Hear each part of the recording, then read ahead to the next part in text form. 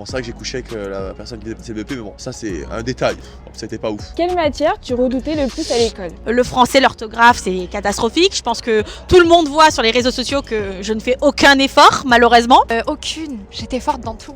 Je pense que j'avais pas le niveau intellectuel tout simplement de continuer des études. Les maths, les calculs, calcul mental, calculs mentaux. La vérité, les maths. Les maths, c'était pas du tout mon fort. Les mathématiques aussi, très compliqué pour moi. La géométrie, n'en parlons pas. Enfin bref, il n'y a rien qui va. Le français, la géo, un peu toutes, clairement. Histoire, géographie, français, chimie. Mathématiques, sans hésitation. À l'école, je redoutais aucune matière. Ce que je redoutais plus, c'était l'absentéisme, moi. La physique chimie. Quoi? Et même encore aujourd'hui. Histoire aussi parce qu'ils mettent des chiffres dans des phrases. Donc dès qu'il y avait des chiffres, moi j'étais perdue. Les langues et ouais, les langues.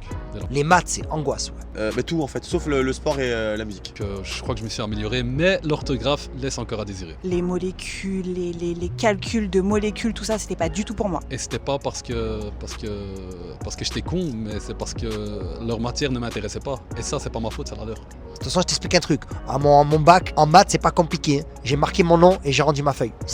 Direct. J'ai une scolarité catastrophique, j'étais très insolente, j'avais un problème avec l'autorité. Je pouvais pas sécher les cours, moi j'étais en école privée. En fait, le matin, je disais à maman, je suis fatiguée. Elle me disait, va te recoucher. Donc il n'y avait pas d'excuse à avoir parce qu'on m'autorisait à pas aller en cours. Donc. Alors moi, je séchais pas trop les cours, j'étais en retard. Donc très compliqué pour sécher les cours. Puis en plus j'étais à la cantine, donc c'était compliqué. Et quelle remarque d'un professeur, que ce soit positif ou négatif, t'a le plus marqué? C'est quand on m'a dit que j'allais finir éboueur. Qu'on pouvait rien faire de moi et que j'étais un cancre.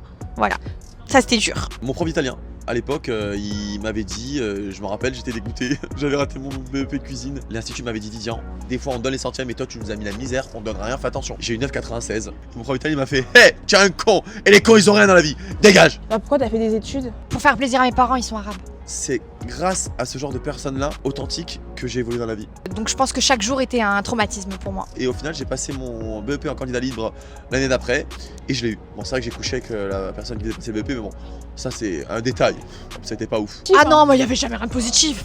Seigneur, non. T'as envie de lancer un petit pic à un petit prof là?